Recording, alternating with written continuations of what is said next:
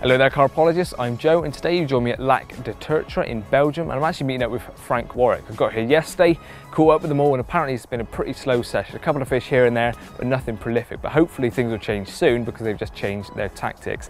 And more specifically, I'm looking at these, the GravityXT rods. So these are from Sonik, and previously I've brought you some rods from Sonik. They've been the Vader X's and the Dominator X. Both have been top sellers, and rightly so, because they're top quality product at a lower price bracket. I quite often get messages from people asking what should they look at with their price bracket, and I send them to Sonik because for the price value you get is pretty much second to none. But these, they've stepped up a gear, and these are the GravityX's, they're the top of the range ones that they're bringing out, so a slightly higher price bracket. I'll bring that to you slightly later.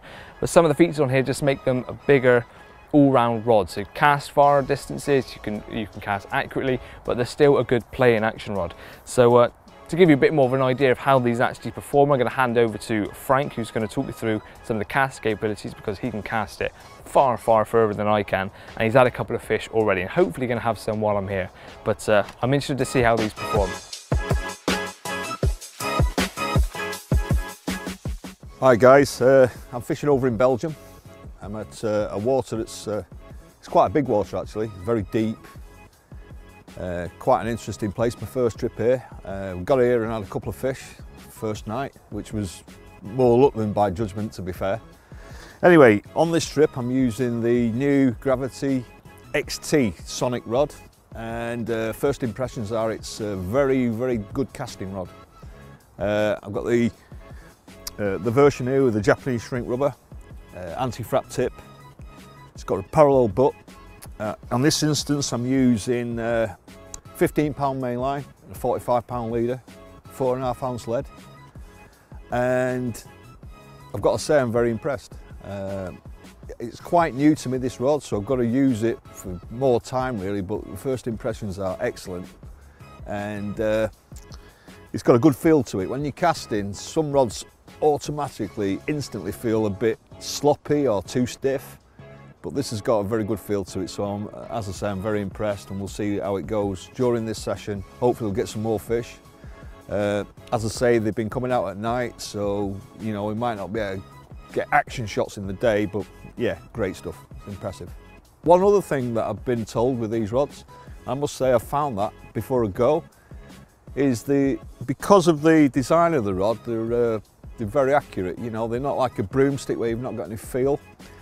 I've been fishing at some various distances to markers and things, and using bags, and of course, you know, if an angler's a good caster and accurate, the rod, you know, is a secondary thing, but so far they do seem very responsive and accurate when I'm casting to distant markers, and so that's not an issue, and it does seem to live up to the reputation that it's supposed to, you know, deliver. So there we are.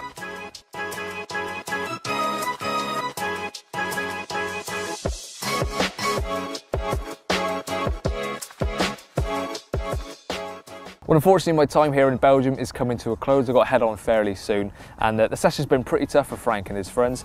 Unfortunately, no fish while I've been here. He had a couple before I got here, so taking his word for it, these rods play fish very nicely. So in my hand is the 13-foot, 3.5-pound test curve rod. That's the same as what Frank's been using on this session. As you saw on the first day, we did a bit of casting with it. Can absolutely blast them a long old way, but also cast very accurately, and that's all to do with the makeup of the rod. Now, talking of the rod in more specific details, it's got a nanofiber resin throughout, which makes it very light, durable, and just very strong. In my hand, you can barely feel it. For the fact that this is a 13-foot rod, you'd expect it to have a bit of weight behind it, but it's not. It's very lightweight, and that aids you with casting big distances. If you're whacking the lead out a long distance repeatedly, if you've got heavy old kit, it's going to tire you out, but this keeps it nice and lightweight and accurate as well. The tip is a nanofiber sort of cross layer, and that reduces the amount of twist in the cast. If you're casting long distances, the last thing you want is for your rod to be sort of limiting your accuracy and your casting capabilities. Keeps it nice and rigid and straight, so wherever you point that rod and cast that lead, that is the direction it's going. So it helps with long range casting, but also make sure you're nice and accurate in close range. And that's also to do with the the reverse spigot it's got. So instead of the standard where the rods connect together, this is the opposite way around. So you've got a much stiffer butt section, but a more forgiving tip section. So not only does that help with accuracy and casting short range, it also means that when you're playing a fish, it's not like a broomstick. It's going to be forgiving, especially when they're lunging under the rod tip. You don't want that hook pull in there. It's got a nice forgiving tip, but a nice strength, strong butt section, so you can really whack it out there, but you're not fishing with a broomstick. Some other features to pick up on, you've got 50mm butt section ring, all the way through an anti-frap tip. So if you're whacking out long distances, you've got very, very minimal line resistance going through the eyes, and it's very limited. You're not going to get any frap ups on the tip. The reel seat is an 18mm Fuji DPS reel seat. It'll fit all manner of different reel sizes. If you've got smaller reels or big reels, it's going to fit in there. No need to change around your setup.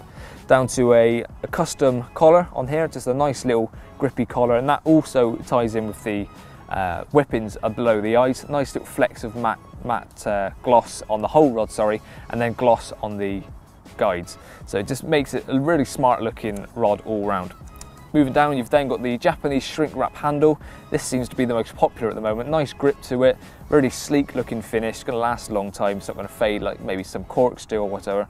And a nice and comfortable grip, especially again going back to casting big distances. You got a nice bit of grip there. And the very last part of the rod is the stainless steel butt cap with the Sonik logo etched into it. So stainless steel is going to last years and years to come. It's going to take a lot of beating, and it's not going to fade over time or get damaged. So it's a nice durable butt section as well. For more information on these rods and the rest of the range, you've got the 10 foots all the way up to the 13 foots and the spotted marker as well. Please visit the Sonik website. So cheers for watching, and I'll see you again soon.